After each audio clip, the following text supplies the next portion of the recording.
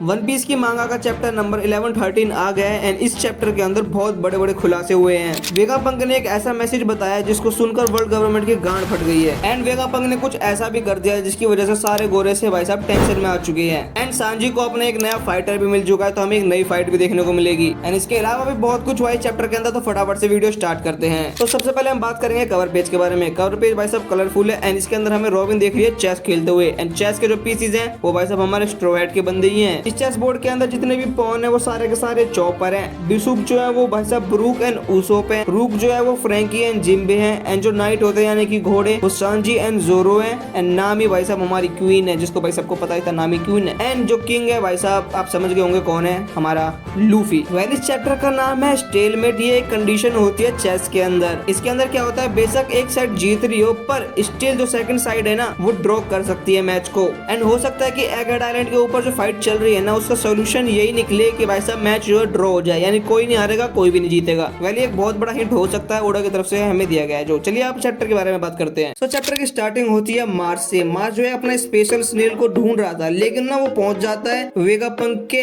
Head के सामने। उसको मिलता है वेगापंक का बहुत ही बड़ा हेड जिसके ऊपर थोड़े बहुत बाल भी होते हैं एंड इसका दिमाग स्टोर्ड है। तो क्या इस दिमाग के अंदर कॉन्शियसनेस है? एंड मार्च ये सोच रहा है कि भाई साहब इसका दिमाग यहाँ पर है तो वेगापंक जिंदा कैसे है? एंड इसके बाद जो वो स्नेल ढूंढ रहा था वो स्नेल उसको मिल जाता है एंड वो उसको तोड़ देता है पर उसको पता चलता है कि जो स्नेल उसने तोड़ा है वो तो भाई साहब फेक निकला। वेगापंक ने इसको चूतिया बना दिया भाई। चूतिया बनाया तुमको।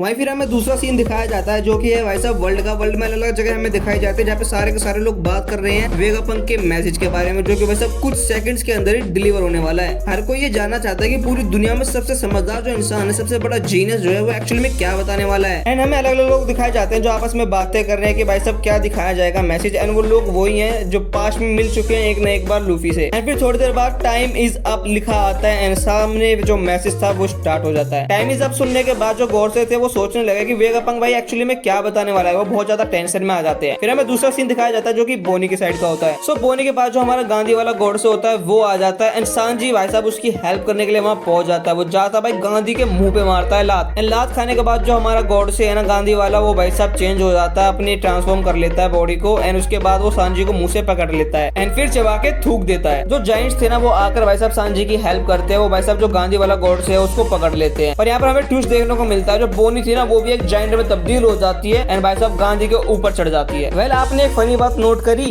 ये गांधी भी है एंड गॉड से भी है। समझ रहे हो? समझ रहे हो?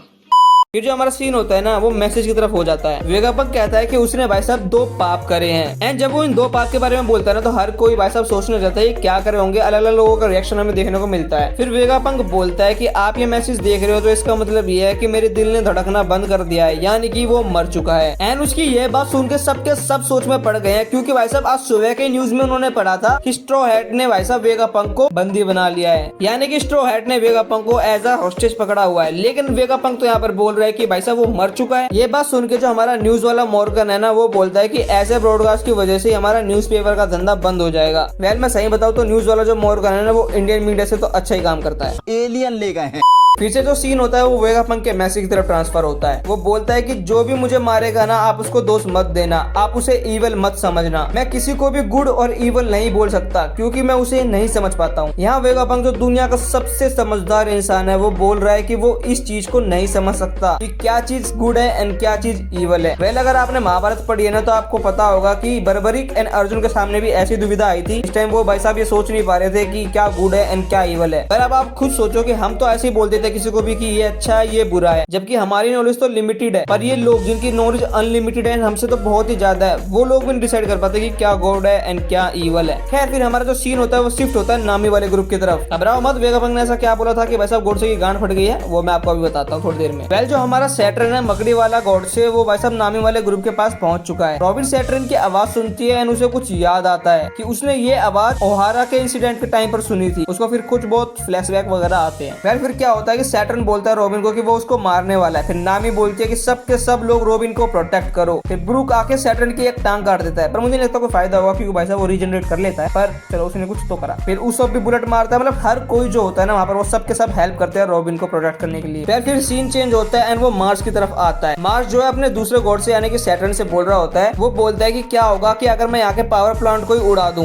सैटर्न बोलता है कि ऐसा मत करना क्योंकि हमारे सोल्जर वगैरह मरेंगे, उससे कोई फर्क नहीं पड़ेगा, लेकिन उससे क्या होगा कि हमारा पूरा का पूरा आइलैंड उड़ जाएगा एंड पूरा का पूरा आइलैंड अगर उड़ गया तो हम फ्यूचर में कभी भी मदर फ्लेम वाला जो अटैक है उसको कभी यूज ही नहीं कर पाएंगे। कल देख रहे हो इन बेवकूफों को, भाई साहब सोल्जर्स की नहीं पड़ी जो इनके लिए लगे पड़े हैं, इनको चाहिए तो मदर फ्लेम नहीं, इनको तो मदर की गाली मिलेगी भाई। वेल फिर से हमारा सीन चेंज होता है एंड हमारा वेगापंक का जो मैसेज है, फाइनल मैसेज, वो हमें दिखाया जाता है। वो बोलता है कि मैं जो भी बोलने वाला हूँ ना वो सुनकर तुम लोगों को अजीब लग सकता है, हो सकता है कि कुछ लोग मेरे ऊपर हंसने भी लगे, कुछ लोगों को मेरे पे यकीन ही नहीं होगा, पर मैं चाहता हूँ कि हर किसी को ये बात पता चल जाए। मैं सीधा मुद्दे की बात करता हूँ। फिर एक बड़ा सा पॉज आता है एंड वो बोलता है the world will sink into the C.